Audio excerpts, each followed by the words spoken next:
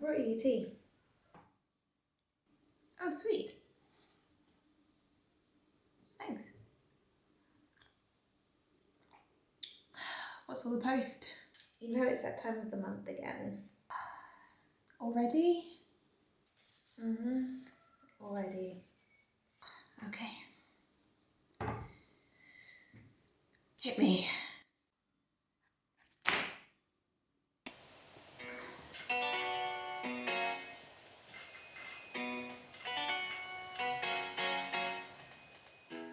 So today we're talking about hidden wedding expenses, and these are some sneaky little charges and things that you probably hadn't thought of or accounted for in your original budget. Now there are far more than 5, but we're going to start with 5 today, and if you like this video, give it a like, and maybe I will do a second part to this video for other little hidden sneakies that can run past you when you're doing your wedding budgeting. So if you want more content like this, give this a like and let's jump into it. The first hidden cost is tax. When it comes to destination weddings, people often forget about tax. In Europe specifically, we have value added tax on almost all goods and services depending on where you are. In the UK it's a little bit different. So in the UK only certain businesses are VAT registered.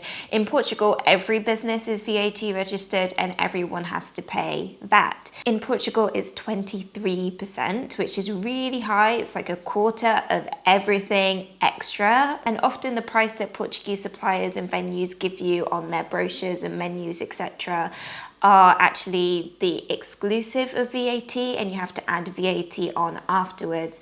So make sure that you're accounting for VAT because it is a sneaky little bugger. Number 2 is dress cleaning and boarding. This is a really odd one, but you have to think about how you're going to clean your wedding dress after the wedding, and also how you're going to get your wedding dress to your chosen destination.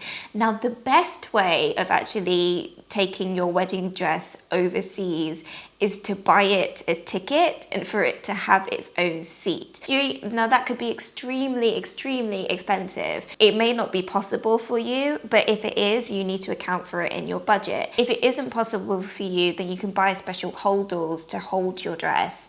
But that's an extra expense. You have to buy the holdall, and you need to possibly buy extra hand luggage so that you can take it onto the plane with you. So if you're buying a wedding dress, please do ask the shop for their best advice in terms of boarding it and getting it to your destination, and then calculate the costs of what boarding and cleaning will set you back. The third hidden wedding expense is pre-wedding trips. So you need to account for the trips that you take before the wedding. If you're coming over to choose a venue and then coming over again to have a tasting, hair and makeup trial, photography session, etc., then you need to account for both of those trips. However many trips you decide to take before your destination wedding, you need to tot up how much that's going to set you back, or at least budget for them.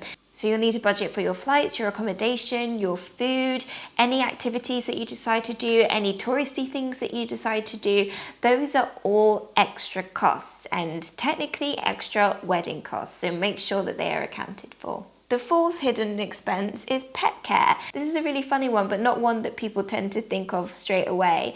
And that is, if you have pets at home and all of your friends and family are going to be coming over to your destination wedding, who's going to be looking after your pets? If you need to pay for a pet hotel or boarding or a pet sitter or a house sitter, then those are all things that need to be accounted for in your budget too. The fifth and final hidden expense is shipping.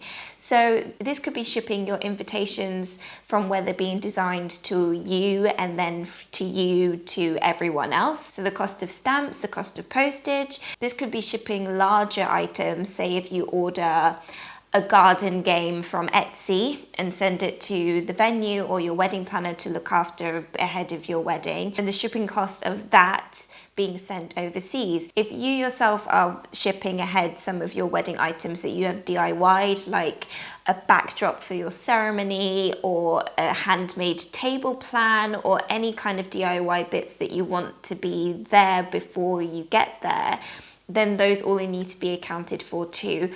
or they need to be accounted for in the weight of your baggage. Do you need to pay for one extra suitcase to be able to carry all of the DIY bits that you've made for your wedding too? Shipping and luggage costs are sneaky because you think they're going to be small, particularly in terms of like stamps and things.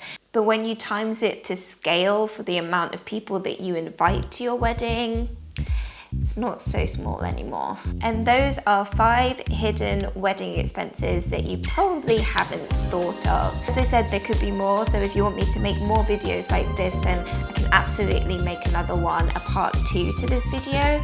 Do follow us on Instagram. That's where you'll find the entire itinerary for all of our videos every single week. And until next time, take care. I will see you very soon. Bye bye.